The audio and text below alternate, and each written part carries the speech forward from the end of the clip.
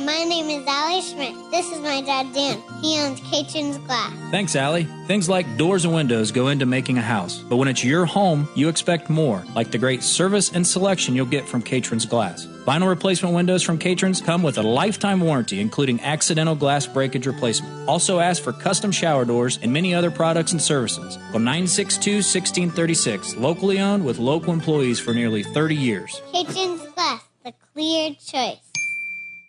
Welcome to the BeTempered podcast, where we explore the art of finding balance in a chaotic world. Join us as we delve into insightful conversations, practical tips, and inspiring stories to help you navigate life's ups and downs with grace and resilience. We're your hosts, Dan Schmidt and Ben Spahr. Let's embark on a journey to live our best lives. This is BeTempered. Good morning. Welcome to the BeTempered podcast. I am your host today, Matty Ledgerwood. This is episode number 51. We got the 51. Nailed it. That's impressive.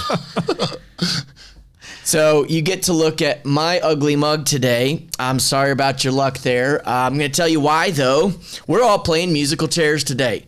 I'm hosting, and I have two fabulous guests by the name of Dan Schmidt and Ben Spahr. And we just thought that you guys needed a chance to sit in the hot seat for once. Dan said he's very nervous about this. Shaking. We're going to... Dan and Ben, welcome to your own podcast. Thank you. Thank you for having us, Matty. Yes, you're welcome. Appreciate that. By the way, Dan, this is still your bill, not mine. But, okay, so I think one of the reasons that your podcast has gain some traction is because you're telling stories about people who are going through lots of different seasons of life. And your listeners, like, we're attracted to that because we're living out some of those same stories every single day. And, we've got our own set of struggles and disappointments, our own set of fear. And so it's super helpful when we get to hear how someone has kind of worked through that and their perspective in it and some of the tough times that they have faced. And the other thing that I think that is helpful with that is that it kind of reminds us that we're not alone. There's other people out there that it's okay to be hard a little bit. And then at least for me, it gives me confidence that, hey, I'm not the only guy out here who's on the struggle bus some days. And so my opinion is that the reason that those are the stories that we keep hearing on the podcast is because you two guys in particular, the struggle is real here. And your own growth journey has brought you to a point that you've got a podcast now. I mean, this podcast is a direct result of, Dan, your own growth journey. And so that idea of personal growth, working through the struggle, it really is one of the foundational tenets of this podcast. And so who better to discuss growth mindset with than you two guys? So our theme today will be cultivating a growth mindset. And I'm going to bring some questions. They don't even know what these are yet. They wanted to fly blind. So Dan wanted to fly blind. Dan wanted to fly blind. Ben would have preferred some preparation. So, I don't know what I'm doing. They don't know what they're doing. So I'm not sure what you're going to get, but here we go. So I don't know that I've ever seen growth to be unintentional. Nobody accidentally grows. Nobody accidentally loses a bunch of weight. Nobody accidentally has a great marriage. Nobody accidentally builds a great life. So growth happens on purpose. Growth is intentional. So if you're going to grow, you have to be able to realize that I need to grow. Dan, can you tell us about a moment in your life where you're like, man, something's got to change? Yeah, well, first off, thanks for stepping into this position. Yeah, of course. It was an idea that we had with coming to almost to episode 52, our first full year. We wanted to do something different, and actually this was kind of your suggestion. So I said, well, thanks, Matty. This is I shouldn't have opened my mouth because here I am doing it. The role that you can fill. But back to your question. There was a specific time when I knew that it was time for me to make a change. Mm-hmm. And I've always tried to live my life as a good man, as a good husband, as a good father, as a good role model to other people. And I think for the most part I did, but I knew deep down that I didn't feel like I was, and that there was a lot more for me. And so I started, it was in middle of 2022 when I just started to have these feelings like, man, I'm just, we came out of COVID and I was comfortable. Business was good. Family was good. Everybody was healthy. COVID for us was a family was a very good time. I mean, we grew closer together because we got to spend a lot of time together. We had a pond on a farm where we did a lot of fishing and swimming and just a lot of family time. So it was great, but I was comfortable and I knew it. And I just felt like I was slipping into an abyss of being too comfortable. And I started having dreams, and I've told some of this story before, but I started having dreams at night about being diabetic, about not, about something was about to happen, or I felt like something was about to happen in my life where I was either going to get sick health-wise. I don't know. I just had this feeling. And, it came about when I went to, the tipping point was when I went to my good friend Brad's son's football game. And I've told the story about learning about 75 hard from my good friend Jeff Swanson, another college roommate. And from that time forward, I knew that was what I needed to do right then, not for my health, but more so for my mindset, just because I knew that I just felt like I was just spiraling out of control mentally. The food that I was eating, it was just comfort, and it didn't feel good though. And so that was the moment for me where that was when the light switch went off, and I told myself, it's time for the change, and this is the change that I need. So that was where my growth more recently happened here in the past 2 to 3 years. Okay. And would you say that, this idea of a growth mindset, is that something that really originated 2, 3, 4 years ago, or was there elements of that earlier on?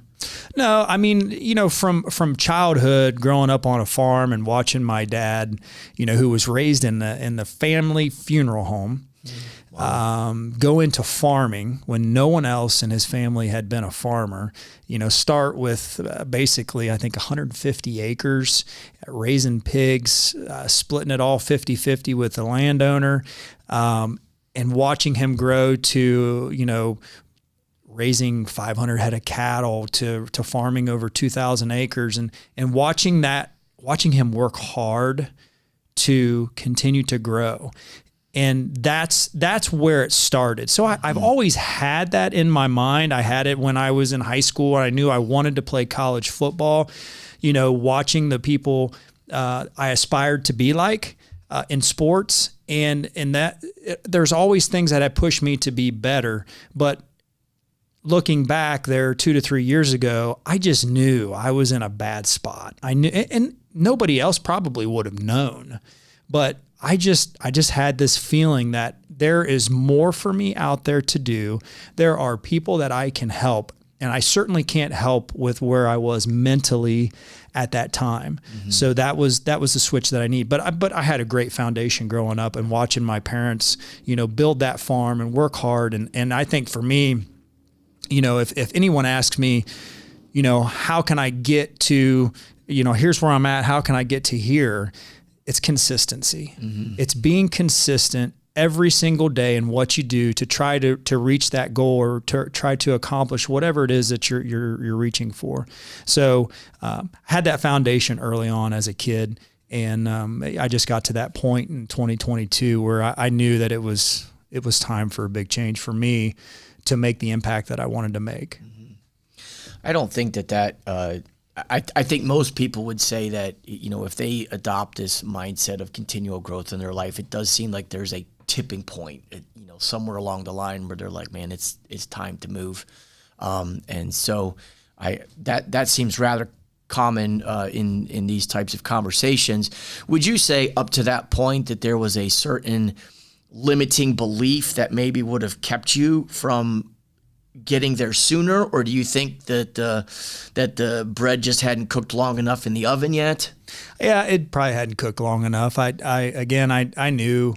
I don't know. I just had this tug, and maybe it was from God just saying, "Hey, you're not doing what I want you to do. Mm-hmm. You know, it's time for you to be the man that I made you out to be." Mm-hmm. And so I just think that was the pivotal moment in my life at, 43 years old, where it was time to take that leap of faith to be a better father to my children, to give them something to look at and to say, holy cow, Dad went from 300 pounds to 200 pounds. He went from, falling asleep on Sunday afternoon, taking a nap for 2 hours, to, grind and work and, spending time with us, being at all of our sporting events, pushing us in the mornings to go and work out and all these things, to be that positive influence that, maybe I was a positive influence before, but I just didn't feel like it. I feel like there was just that time where I just had so much more to give. And that was the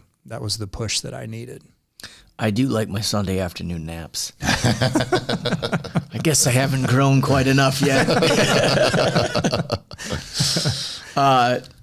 Ben, I think that, when it comes to growth, we deal with so much humanity along the way. There's so much of ourselves that are past that it limits us, feels like it stops us from growing. And I think that usually there's people that, God will place in your life that see something in you, me, that we don't even see in ourselves, because we tend to always look at ourselves through all of the insecurity.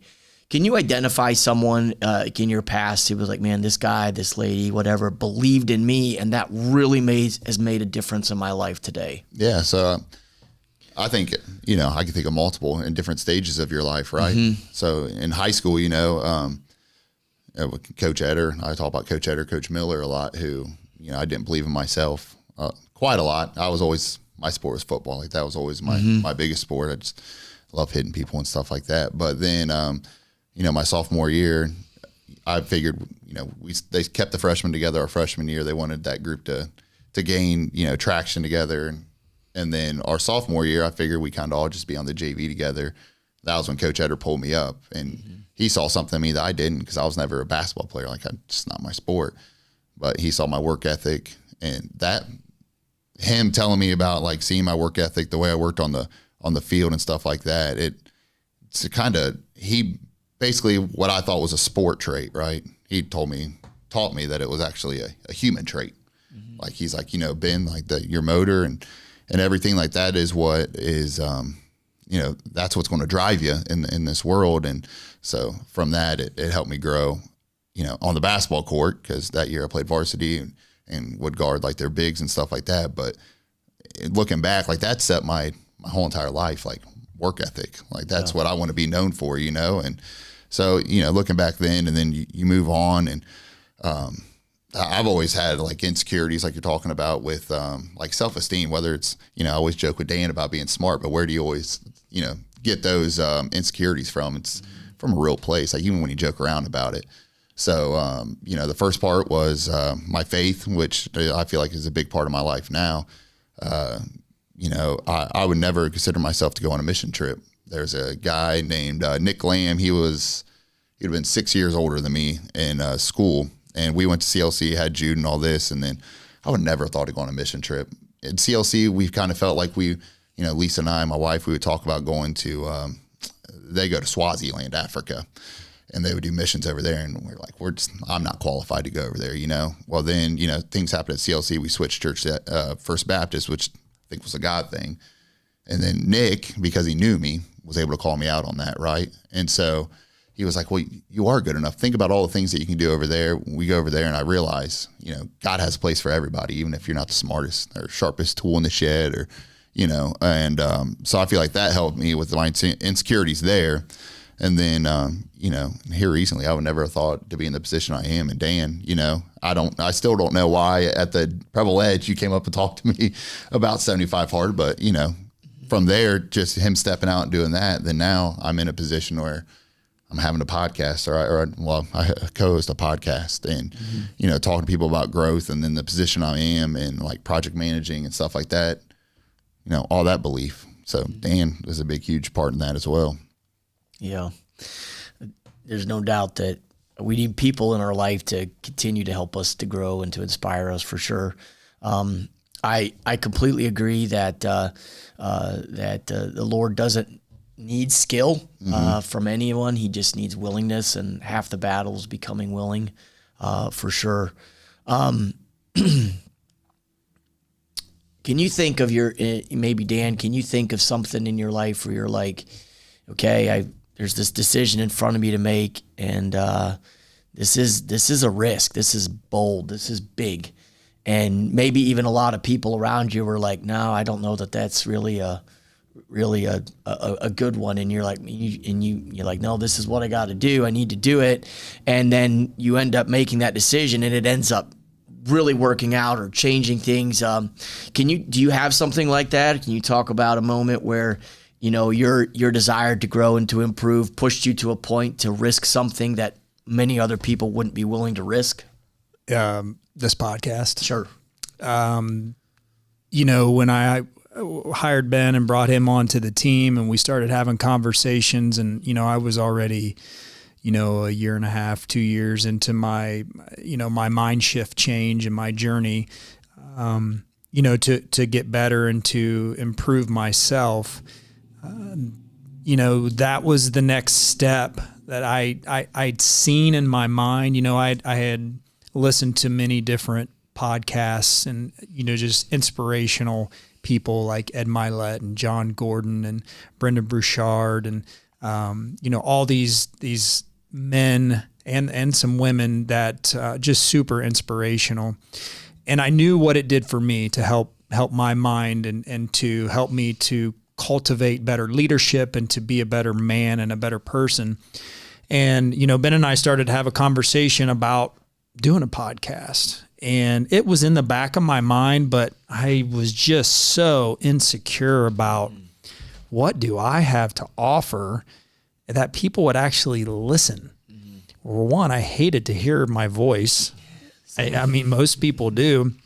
And then for two, just that fear of being judged and what people were going to say and what people were going to think. And, I specifically remember us having that conversation, Ben and I having the conversation, deciding, okay, we're going to do this and, start recording in the basement. And then you were our first interview, episode 2. When we made the shift to go to put it out on social media, that was a very, very nerve-wracking time for me, because that was, in my eyes, that was when it became real. That was when, we had already recorded, I don't know how many different podcasts, maybe 3 or 4. I don't remember exactly what the number was, but I felt pretty good about it, but I was just anxious and nervous and, oh boy, here we go. But I just kept having this feeling in my mind, and I'd have these dreams of, how this could impact that one person that we set out to help. And so that was a big challenge for me to get over mentally and be like, all right, I'm going to take that step to do this, to put this out there. And then there were multiple things throughout this past year, which is so hard for me to believe that this is episode number 51. We're about to record episode 52.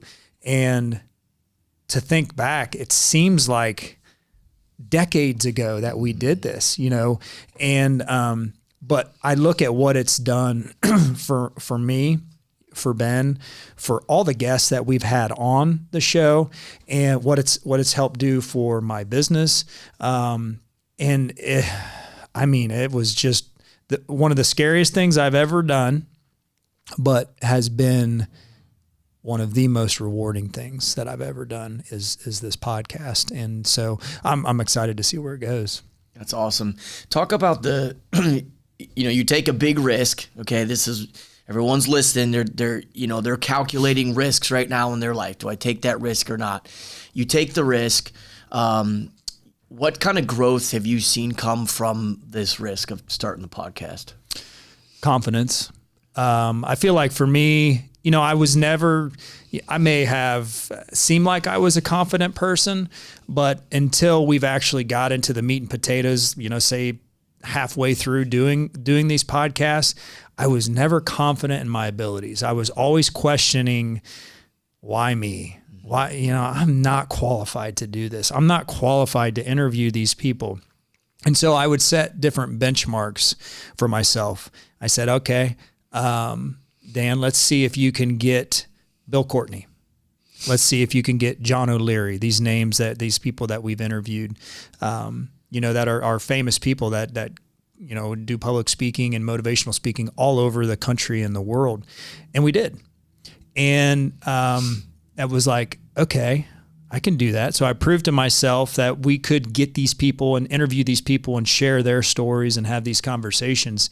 And so from that, it slowly helped to build my confidence that we are on the right path, and that I am the right person for the BeTempered podcast, and that Ben is the right person for the BeTempered podcast, and that everyone that comes and sits at this table and that we are fortunate enough to interview and to have them share their stories, they're the right person for this podcast. So, that's been the biggest thing for me, is just help my confidence in myself. I don't think people understand how much growth comes from that risk when you take it, and that what that does for you as a person. It changes so many things in your life. But just the willingness to say, hey, I'm going to take a risk. And if you're willing to, if you're like, man, I don't know if I can do it. And usually the risk revolves around our insecurities. We're not good enough. We're not smart enough. We can't communicate well enough. I don't have the right words to say. I don't have the right background. I don't have the right experiences. But you are who God created you to be, and that capacity that you have is valuable. And if you're willing to take that risk, the amount of growth that comes from that is incalculable, in my opinion. 100%. Yeah, 100%. Benny boy, tell me about a moment in your life where you're like, option A, option B, maybe even C. Or no options at all, but it ain't working where I'm at, and I've got to move. Yeah. Tell me about that moment. Well, first one that pops to mind is obviously coming to Catrins. That'd be probably option number one. I started in sales. Let's see, it had been about 15 years ago is when I started in sales and grew up the company. And, the company that I worked for filed bankruptcy, and then I go work for another company that the vice president from my old company came and found me and was like, hey, you come here, you work from home, you talk about comfort and growth. So, when we came to Catrins, it was kind of a big God thing because, Dan and I were coaching at the time, coaching together, and he made a couple comments, and it just kind of was sitting on my heart. And then, Dan kind of felt the same thing. So we had a conversation. So, there was that option of, okay, so you've been doing something for 15 years. Like, you're good at it, there was never a chance, I wasn't going to lose my job there. I was very comfortable. I had my customer base that I built for a long time. But then there was this new opportunity, right? Option B, which would have been Catrins. And at that time, there was no BeTempered. It was just, it was just Catrins. And, Dan and I talked and just feeling that chance for growth. One thing that really led me there was iron sharpens iron. We've been coaching together. We've been, talking a lot at practice, and then we had similar, I think we talked about similar things, like where Dan lost a whole bunch of weight, I lost a whole bunch of weight, and all these things, and growth and faith and all that. And it's just like, okay, I have no idea where this could lead. I don't know. I think I'd be better off, but I'm not 100% sure. Or I could stay at home where, it's pretty easy rolling out of bed and just doesn't matter what we have on, just hop on the computer and find inventory and we're living comfortably. And it's just, that would be probably my best, my best comparison there. And what drew me was, like I said, the growth, right? Iron sharpens iron. It's something I extremely believe in. And then something that we talk about all the time, we actually had a shirt that said it, was, uncomfortable, or, comfort does not come growth does not come from being comfortable. You have to be uncomfortable for growth. And so that's one of the big reasons. Yeah, I mean, I say it a lot. You've got to become comfortable being uncomfortable. It's, you can't grow without it. Thinking about comfort and discomfort and stuff like that. If growth is uncomfortable, and I want you both to answer this, what then motivates you to grow? Because we are naturally wired to seek out comfort and relaxation. We're naturally wired to put ourselves in a position where we've given ourselves the easiest way possible. And so if the real growth, if the stuff that requires risk, that's massive discomfort, what's motivating the growth then? For me, I always, again, I go back to listening to someone like Ed Milet. He is the most inspirational man that I listen to. Him and John Maxwell, they're the best at what they do as far as motivation, leadership, discipline. When I look at my fitness, I look at Navy SEALs. I look at special operations guys who have given their life for our freedoms. People who have pushed their minds and their bodies beyond anything that I can even comprehend. And I strive to be like Ed Milet, to be like the Navy SEALs. And I know that that's painful. And I know as a podcaster with BeTempered podcast, I know I got a long way to go. Long way to go. I'm okay with that. That's part of the growth process. I know that come the end of June, when I go down to Georgia and I hike for 24 hours in the mountains with a bunch of Navy SEALs, that's going to hurt. That's going to be growth. But that, for me, and this was not me 3 years ago. This was not me 4 years ago. I would have never done anything like this. But as I've gone, from 2022 to, 51 episodes ago with the podcast, to bringing Ben on and having, again, that iron sharpens iron. I just strive now, and I want to be better, and I know I can be better. I feel like there's so much more for me, even though I am so much further ahead than I was this time last year, this time 2 years ago, 3 years ago, 20 years ago. I feel like there's so much more. So I am always constantly looking at people who I feel are way better than me, and I'm going to try to get there. I'm going to do everything that I can to get there, and I know it's going to hurt, and I'm okay with that. So that's what it is for me. You have an answer there, Ben? Yeah. So first off, I agree 100% with what Dan said, like we just talked about, iron sharpens iron. The second thing I think is when you're in that uncomfortable, or when you're uncomfortable and you're feeling that discomfort, I think the big thing is to look ahead, right? Don't look back to where you came from and be like, you know what? I came from there. Like, that's a pretty good job. Like, I should be, I think the big thing is you look at the goal, you look at where you're trying to go. And I feel like that's what drives me to keep going. And no matter what phase I've been in where I'm struggling, if I just keep looking at that goal and being like, do I want to get there? Is that who you want to be? And I just think, you look in the mirror where you're at and ask yourself, is that where the goal is? And I think that's what drives me. The other thing that drives me is, having 3 boys. What are they going to do? What are they looking at? What kind of father am I being for them? When they see me, are they seeing, a dad that just wakes up, hates his job, goes in 9 to 5, comes back home, he's so tired and physically and mentally exhausted from the day that he doesn't have time to spend with them? Is that what I want them to see, is what, a father, what a man is?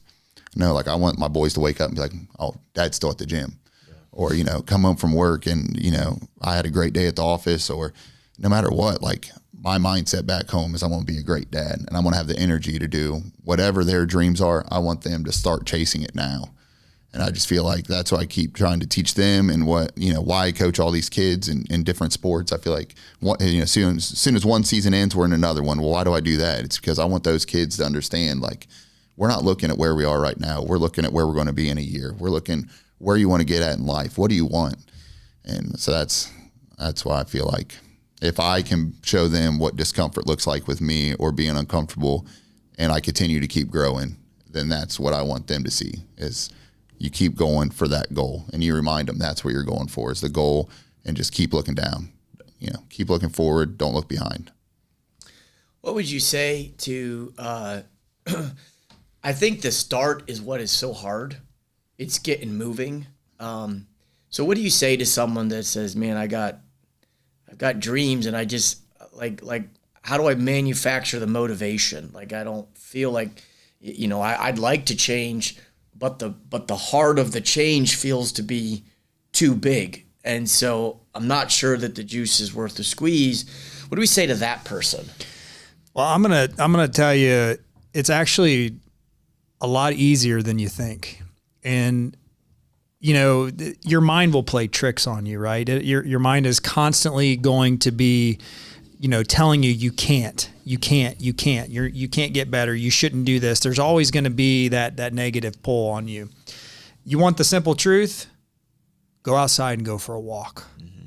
Don't put your earbuds in. Mm-hmm. Just go outside and go for, whether it's down your road, whether it's at a local park, wherever it might be.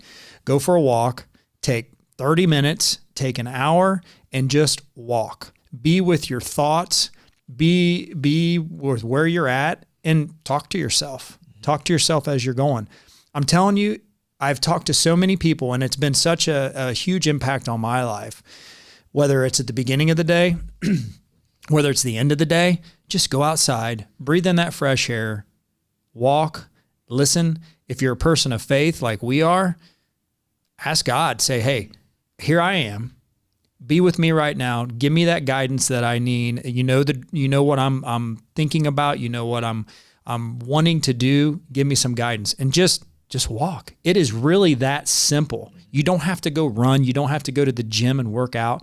Just go for a walk and be with your thoughts, be with your mind, and have a little faith that you're going to get the direction that you need. Because I'm telling you, you might not that first walk, but if you go for a week, you go every couple of days and you take that walk, you're going to figure things out. And that's been really the biggest thing for me that's helped to push me and to give me, all these different ideas and direction that I pray for every day. It's just a simple walk. Amen.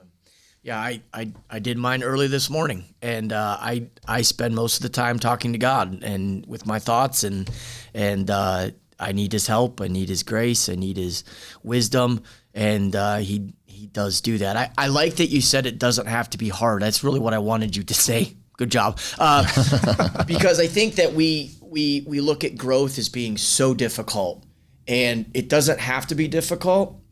It just needs a little movement. And if you can start small and get a little movement, you can then build momentum. And, where Dan and Ben are at growing, they're gaining momentum now. And so he's going to do something this summer that I think is crazy. That's probably because I haven't grown enough yet to get to that point. Or you're smart. But that growth builds momentum. Yeah. And it doesn't have to be huge growth. And so, to someone who's listening, who's feeling like, man, I feel like my life is stuck. Don't feel stuck. Just take a little baby step. And little by little by little, a little turns into a lot. Yeah. And I think that is truly the key, is just being consistent. Yes. If you can be consistent, whether it's in your work, whether it's in your fitness, your family, be consistent. Do it every day. Yep. If you do that, you will start stacking those wins. Yep. And again, it doesn't have to be hard. Yep, absolutely. And the last podcast, I think you had Brian on, or that was a couple podcasts ago, and you guys got into a discussion on success. And, when it's so hard to define what success is, because we're going to look at it through an American mindset of, house and vehicles and vacation, some kind of money, and, what kind of people respect me or, something like that. And those are all wrong. That is not success. If you can learn to define success as growth, you're off to the races. That's right. So talk about that. Yeah, we talked about it with Brian is, I was one of those people who always thought it was, when I look at someone successful, I'll go back to Ed Milet. He owns an island. He's got every vehicle known to man. He lives in a house on the ocean. I mean, he's got anything and everything where you would look at him and you would think that's success. Mm-hmm. But it's really not. Mm-hmm. Success, again, goes back to getting out of bed when your alarm clock goes off. It goes back to spending time with your quality time with your kids and your family and your wife. Spending those times with, where we'll have breakfast together and we'll just sit and have a conversation man to man about business, about life, about what's going on that's affecting you in a positive or negative way. Success is just showing up. If you're going to do something for someone, if you're going to be there for someone, if you're going to go to work when you're supposed to be there on time, that's success. Mm-hmm. And just doing it daily. It's just the little things. I think we get caught in this society with social media, again, where everybody lives this perfect, lavish lifestyle, and that's not true. What is success for you? Success is getting out of bed. Maybe it's going for that walk. Maybe your health is not good and you keep saying, why me? Why are all these things happening to me? Why am I sick? Why am I hurt? Why am I not having the success and I'm not moving up in my job when, this guy is or this lady is? Are you doing the little things? Are you being consistent in what you do? Or are you just making excuses? I mean, that's success to me is just being consistent. I think it's Craig Rochelle who says the difference between the life you have and the life you want is all of the little habits you have in place, or something similar to that. And that is so true. Yeah. It's the little stuff. Ben, most of the important things in life are not big. You're going to have very few opportunities where it's like actually a life-changing moment, big, from one thing to the next, just massive. So talk to me about a small moment, a quiet moment, something that would not be dramatic, not flashy, not impressive, but something that deeply changed you as a person. So I think one of the big things is when my mindset actually shifted. When you're struggling paycheck to paycheck at a young age, you view success as having money, man, I just want to be successful. I just want to be able to, have, you see somebody driving a new car. I just want that new car. But then, I think when my mindset really started shifting was having a kid, having your son. June, when he was young, he was in the NICU for a while. So he was like, I think just about 2 weeks old when I was first able to hold him because he was plugged in and all that stuff. And I think that was the moment, like just that little moment of, he still had a wire in, like a feeding tube. But that first moment that I held him, and it was just like, this is success. Like having a family, having my boys, and it's still reminded of constantly. I mean, the other day I got home from work and Ev's been just dying to go fishing, right? I mean, just been dying, and Evie's 4 now. And so we went and we caught one fish the whole entire time. But he's sitting there, and when he caught that one fish, he started dancing. And, we get back in the truck, and he just looks at me, and he's like, Dad, this is the greatest day ever. Yeah. And just hearing those little words, and my 4-year-old, like, what's success for him? He had a successful day, the greatest day in his life, because he just got to spend time with his dad. Yeah. So I think it's those little moments. I often tell people that I aged a decade overnight from going to the hospital that morning to holding my boy at night, Callan, when he finally was there. 10 years different. Mm-hmm. I mean, it's remarkable what parenting will do for you in that regard. It's pretty cool. Yeah, it is. Yeah, pretty cool. So, growth is messy. it's hard work. And, we just spent time talking about success is that you're growing. Let's talk about failure. Because how often when you're growing are you always getting it right? Not very often. Not very often, exactly. Can you think of a time when you say, man, I failed big, but boy, I grew a lot from it? Yeah, there's failure every day for me. I mean, whether it's, just struggling to do the right thing, struggling to say the right thing. Man, I don't know. Failure is one of those things I fear.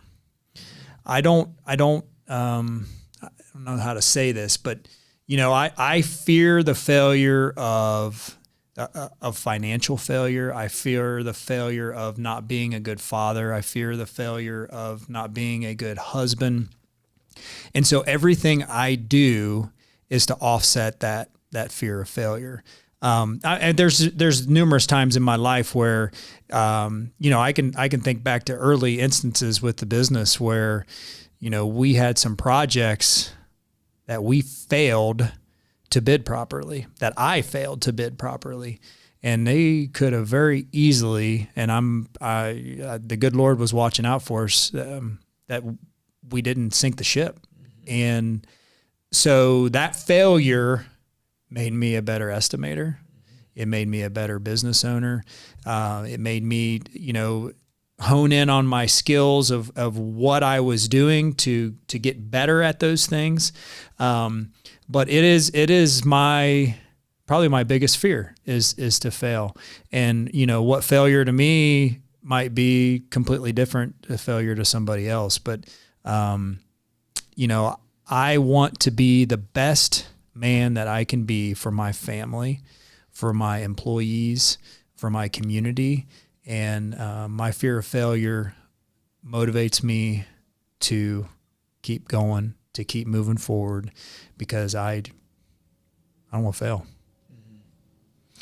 So I didn't really answer your question, but I'm going through my mind on really specific instances, and there's a lot. I mean, I failed a lot in athletics. I failed a lot, in school. I wasn't the greatest student, but I think from all those little failures, I was able to stack some wins to learn from those. Yeah, so I think back my first fear of failure. Dan's got me on another question. My first growth from failure, I feel like, is the first time in high school, having that fear of failure, or not fear of failure, geez Louise, that failure. I don't know if it was really considered a failure, but I was scared to death to actually try, right? Like to go. So football, I had a bunch of different letters of college visits and stuff like that. But I was scared to take off. Like I would not, I never really been away from my parents. And that was just an extreme, something that just, I couldn't leave my comfort zone. And so looking back on that, I view that as a failure though. It was the first time that I set that bar of being too scared to try, and being scared of failure there. And so now it's like, if I fail, I want to grow from it. Right.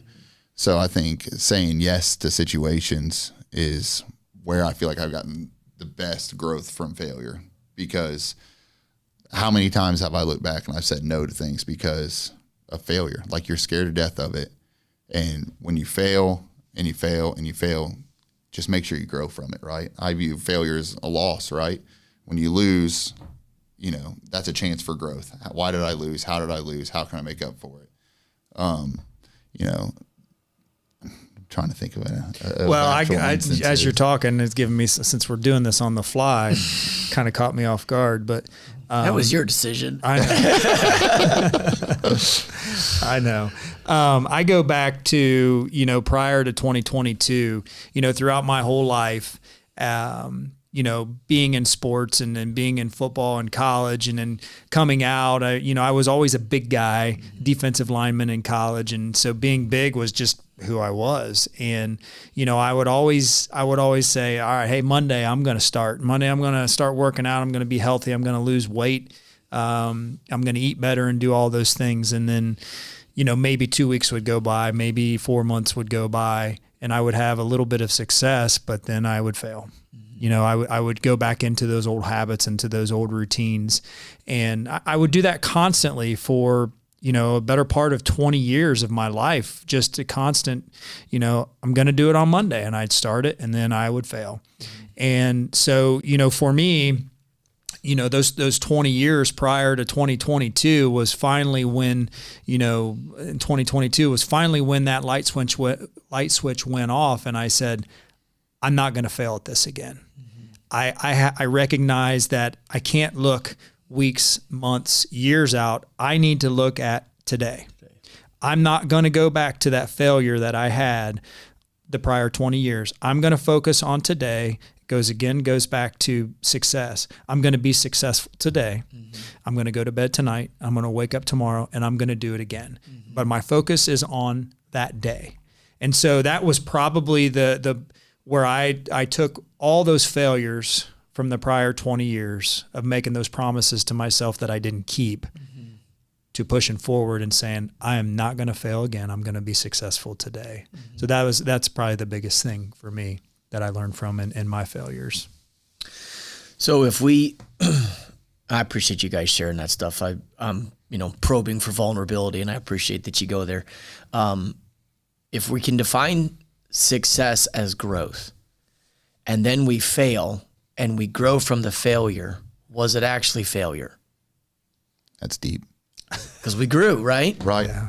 So it was a success. And let's get into fear of failure, because that is that's a showstopper for most people. We will literally cap our capacity, our God-given potential, because of our fears. So much so that we're paralyzed. We can't move. And so the fear is worse than the failing is, because at least from the failing, I can learn. And so I think if we're going to define success as we're growing, we can't define failure as failure if I eventually grow from it. It's just another opportunity to move forward. Yeah, it is. And, I talk about fear of failure, and maybe it's not a fear. I am just determined to be successful again on that specific day. So maybe it's not a fear. I'm just not going to fail.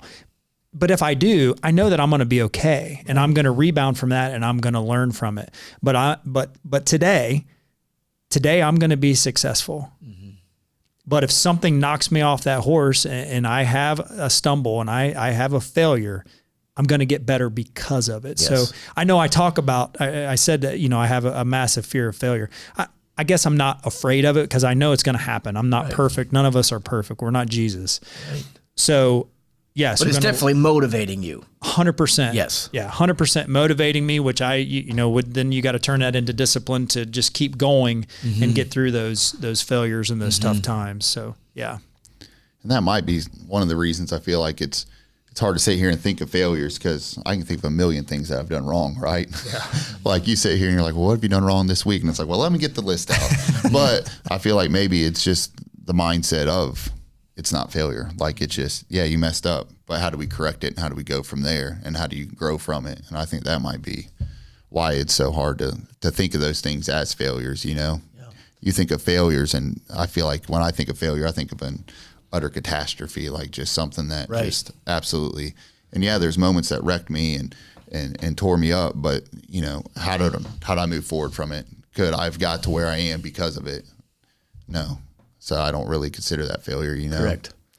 And I bring that up for the sake of people who listen, who feel like, yeah, but failure is the end all be all. And really the only failure is when you don't keep growing. That's it. And so, you are going to have to employ some courage. You are going to have to, find some motivation. You are going to have to get up and do the little things. Yes. But just because you miss a morning doesn't mean you're a failure. It makes you a human, and it's okay to be a human. But we put so much pressure on that word failure, and then conversely, we put so much pressure on the word success. Yeah. And so we're striving for something that is really not achievable, and we're petrified of something that is our humanity that we can't get away from. Mm-hmm. And I think the result is that most people live the middle of their life in an insignificant fashion, stuck.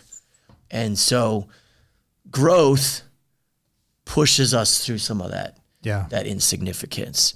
So I screw up. I don't get it right. I miss a workout. I have a fight with my wife. I screw up. Okay. I'm a human. At that point, for me, all these thoughts start going through my head. You're a fraud. You're a fraud. You're a fraud. You're a fake. You're a fake. You're a fake. And there's all this self-doubt that comes because I'm a human. Okay. My sinful nature pouring out of me. How do we deal with self-doubt when we don't always get it right? Man, you're coming with the thunder. You just have to recognize that there's good and there's evil in this world. Again, whether you are a person of faith or not, there's good and there's bad. And the bad is the self-doubt, right? The good is the confidence that tells you to keep going, to keep doing this. The bad is saying, what the heck are you doing? You suck at this. Why are you continuing to do a podcast? Nobody's listening to you. The other side saying, hey, you just got a call the other day from someone who was so impacted that they're bawling their eyes out on the phone, telling you the story about how, Sam Flutterjohn's story impacted them because their husband, who died tragically in a farm accident, all of his, he was able to give his organs to people as far away as Africa. So that's the good. The bad is saying, stop. You're spending this money to produce this podcast. Why? So how do we get through that? You just keep going. Yeah. You don't stop. You recognize that there's always going to be those naysayers, and most of the time, it's yourself. Yeah. It's not other people. Biggest naysayer is yourself. Yeah. You are always going to be your biggest critic. And that's something for me that I battle with every single day, is hearing this guy on my left side saying, you're an idiot. The guy on the right side saying, no, you're not. Just keep going. And so that's what I do, is I just keep my head down and recognize that I'm going to hear both those voices every day, but I'm going to keep going. I think that's the moment that, maybe not when you first wake up and you sleep in, not in those, but I think that's when the walk comes in big for me. Whenever I feel down on myself or I feel like a big imposter, I pray about it. I feel like that's kind of centers me in everything, because, you're getting mad at yourself because you missed a workout, and you're letting that define you. And then you go out and you pray, and you're just like, God, I know I didn't, you wouldn't ask God for forgiveness for sleeping in, right? For missing your workout. But what you do is, when you're talking to him, you realize how much grace he gives you. Yeah. Well, if God loves you and giving you that kind of grace, shouldn't you give yourself grace too? And I feel like that's why I kind of fall back on. And, you got to give yourself grace. We're going to mess up. There's probably a reason maybe you slept in. There's days where you might hit it hard for 10 days in a row, but all of a sudden, you had late night with your kids or work, your body might have needed it. Okay, let's move on. Get the next win. Once you get the next win, stack another win, and that's how you get back on track. Yeah, that self-doubt is a powerful thing, because it'll rob you of your future. It'll rob you of your ability to be significant.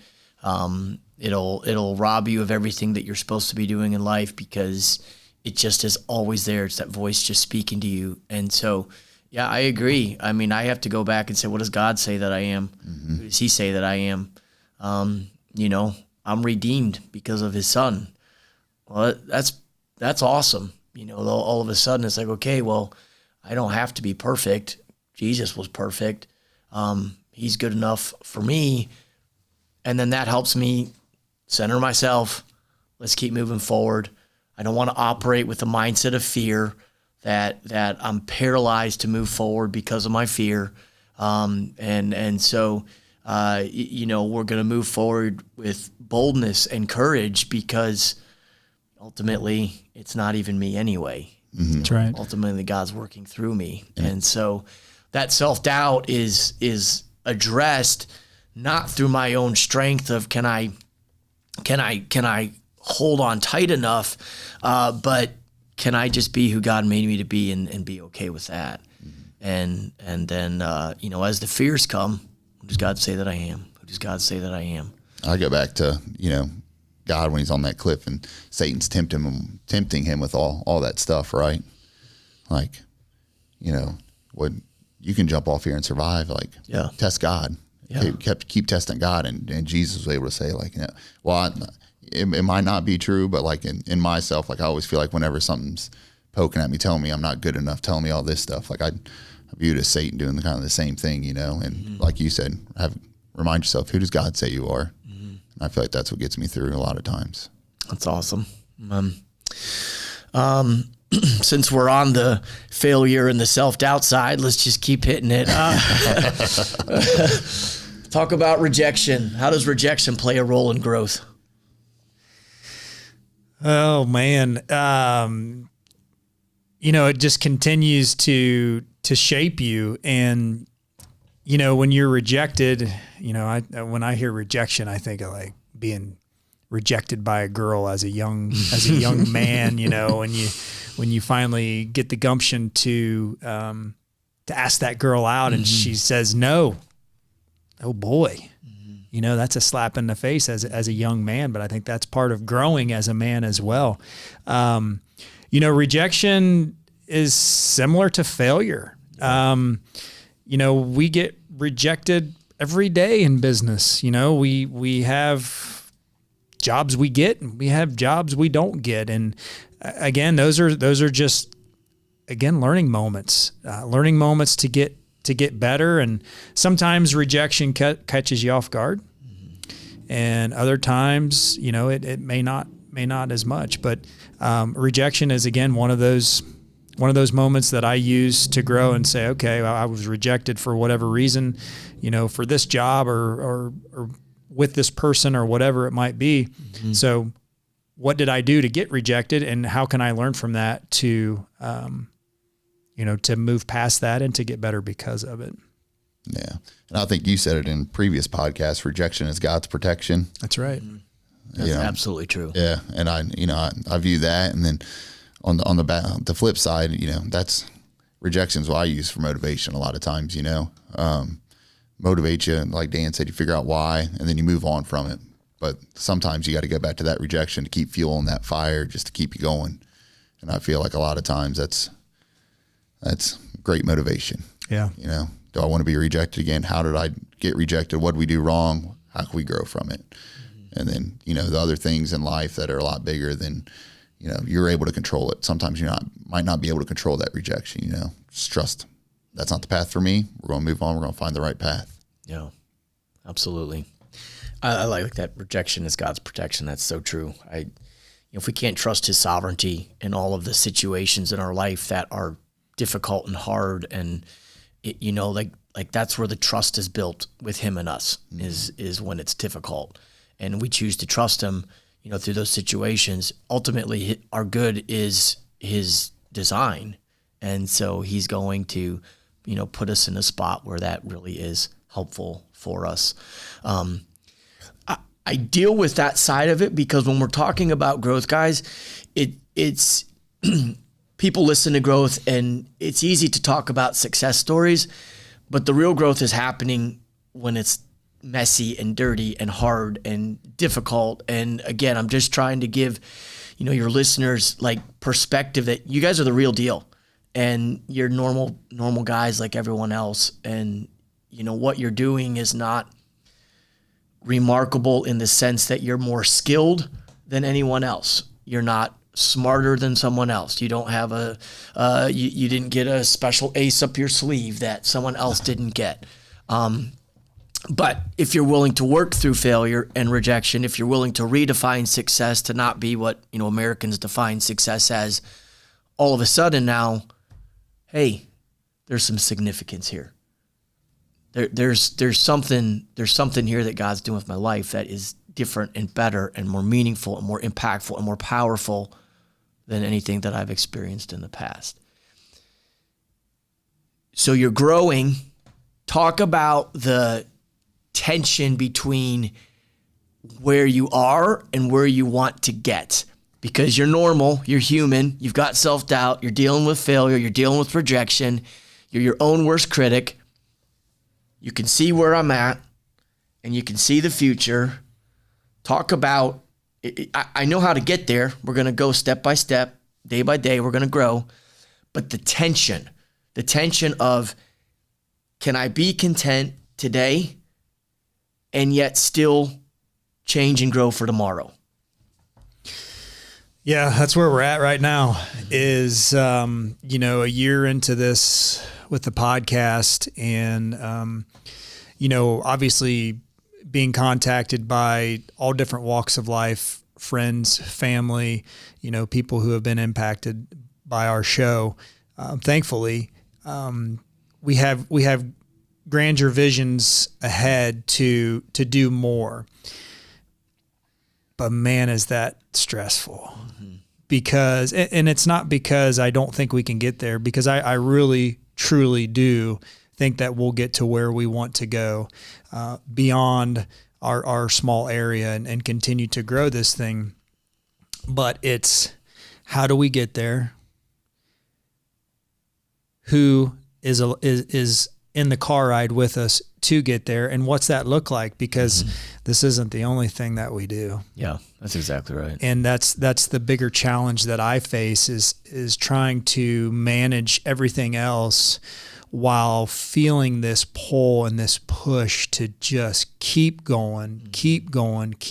But every day when I'm able to take my walk in the afternoon at the end of the day, I keep hearing, and maybe it's God telling me, just be consistent. Just be consistent. Yep. Just like you're taking every step on this walk today, just be consistent with everything that you do, and I will show you the way. And that's probably been the biggest thing for me, is just trying to lean more on my faith that I've always been a man of Christ. I've always been faithful in my life, but never to where I'm at right now. Never to where I have changed in the past year. Just having that trust, trying to give up some of that control that you try to control everything as an entrepreneur and as a father, as a man, keep everything in the box, and just to take a deep breath, let it go, and to take that step. So how are we going to get there? I don't know how we're going to get there, but I'm not as concerned about it as I was 6 months ago. I'm just saying, hey, the right person's going to come to me today to be on the podcast in a couple months.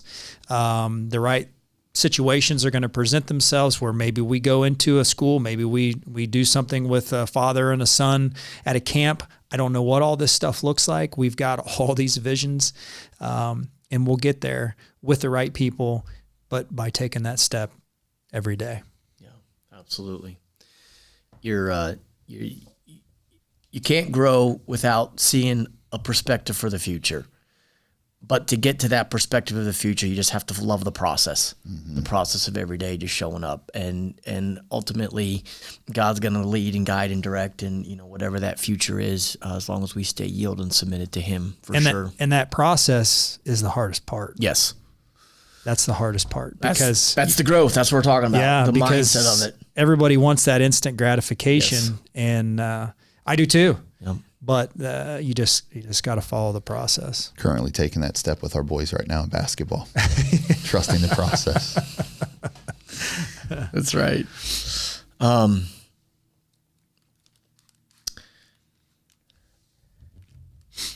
So success starts to grow, momentum starts to take off. it's easy to get lax and lazy and then feel like, yeah, you touched on this at the beginning. I can rest on what I've done. Or maybe it was Ben. Talk about how you stay grounded as you grow. Here's the reality. If you have a growth mindset and you are consistent, your life does improve, period. 100%. It's going to happen. Okay. It's certifiable facts. So you are going to create margin in your life and you're going to create significance in your life. How do you stay grounded so that you don't lose your ability to be significant because now you feel like I've done it, I'm good. What got me here was all this and now I don't really need that for the future. How do you stay grounded? My family. Okay. Yeah. My kids, they keep me grounded. You know, they're the ones that are constantly saying, you haven't done anything, Dad. Ooh, right. You got this. Right. You know, they keep me grounded, but they also keep me motivated. Yeah. And, so for me, it's my family. It's, again, showing up every day so that those kids, see what their dad's doing, to see what my wife does every day, not just in, our physical health, not in just what we eat, but in how we interact with people at our church, getting involved in helping the homeless and, providing to those in need, just setting that example for them because I want them to do the same thing. I want them to do more. I want them to have a bigger impact than I can have. And so my family keeps me grounded. Okay. Yeah. I think the other thing, like kind of part of that question is, if you're taking one step at a time and stacking those little wins and you just keep looking forward, I feel like you don't really have time to look back. You know what I mean? Like you look at the end of the day, you're exhausted, you're not paying attention, but you just feel that. You have that feeling. And I feel like there's days where, you might be a little bit more lazy, but if you've been on that path for, 6 months, a year, that keeps you grounded to, I don't want to keep doing this like I feel right now. Like it's motivating. It's you have that fire that's in you that just wants you to keep going one day after another. And if you keep taking those little steps and just keep stacking those wins, I feel like that momentum is going to carry you and keep you grounded on top of your family because kids ground you all the time. Yeah. Well, and I think, we're all aware enough of our humanity to be like, yeah, I screw up all the time. It's still going to happen. Mm-hmm. You can't get too big ahead when you realize that you still stink. Right. So, and there's nothing wrong with that. I'd say for me, and I'm coming from a spot where my faith is the most important thing about my life. That, there's coming a day, at some point my life ends, and I do, I'm going to have the opportunity to stand before God. I'm going to give an account of my life, and that day drives me. It grounds me. It motivates me because, man, I don't want to displease my Savior. Mm-hmm. And so that's a whole nother, that's a whole topic in and of itself, but it's a level of motivation and grounding that's like, man, that's way more important in the future. That's coming. That's a guaranteed date at some point in my future. And man, I don't want to show up and be like, I wasted your life. Right. I wasted the time you gave me. I wasted the significance you gave me. I wasted the skills you gave me, the opportunities you gave me. If I look at it like that, man, every day is an opportunity to do more, to grow more, to continue to challenge myself and others, because ultimately that day's coming for them too. Mm-hmm. So, going from the deep to the insignificant. We got just a few minutes here. This is rapid fire. We want a little personality here. Coffee or tea? Coffee. I don't drink either. Water only. Early bird or night owl? Early bird. Early. Same. Book you recommend, I wouldn't say the most, but give me a book you recommend that you've read in the last few years that you're like, man, this is great. High Road Leadership. John Maxwell. That's on my list because of your recommendation. That's next. Play the Man. I don't know that By one. Mark Batterson. Okay. Awesome. It's a good one. Okay, look those up, guys.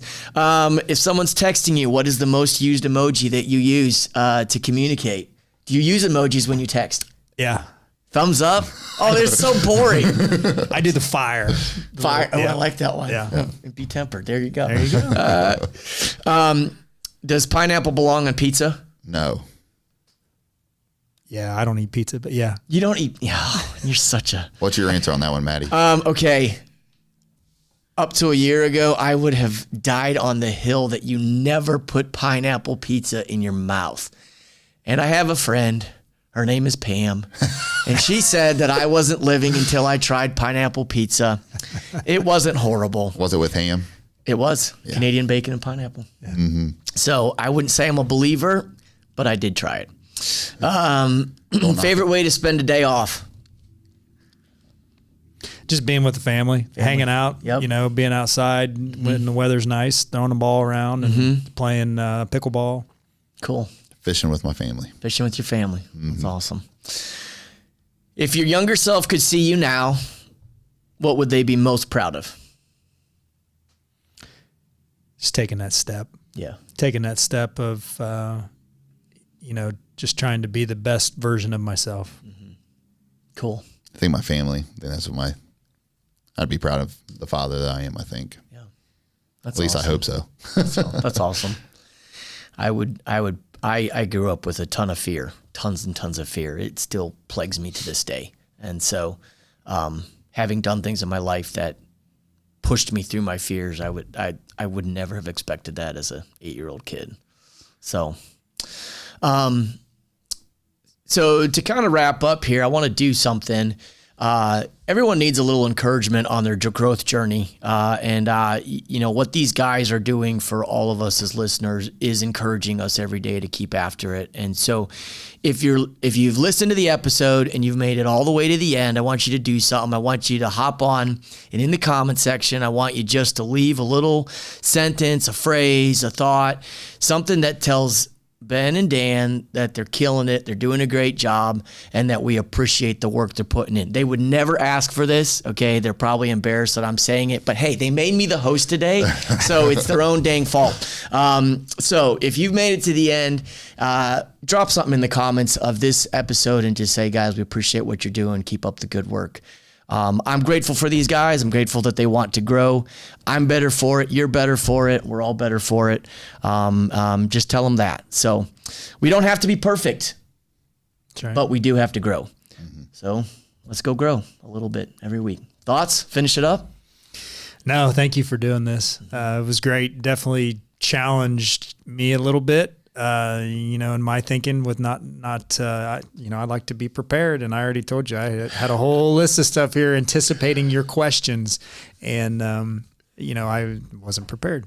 But I think that's part of it is just, you know, we try to be authentic in who we are and what we do, and again, everybody's got a story, and you can't see 90% of them. And so, you know, for anybody out there who has a story, who knows someone who has a story, please reach out. We've got some amazing guests coming up. We've had amazing guests. If you haven't listened to all the episodes, you know, just really appreciate the love and the support and all the messages and the phone calls that we've received, because it gives us that confidence that we are on the right path and that we are on the right journey. So, you know, we thank you. Yeah. Just one thought that I had was, because this whole thing's been about growth, and one of the big spiritual things for me that it's not a phrase or anything, but it's a prayer that I prayed. One sermon, it was, if you want God to really use you, then when you pray, you know, pray intentionally. And one of the biggest prayers that I prayed was, you know, asking God to use me as His tool, right?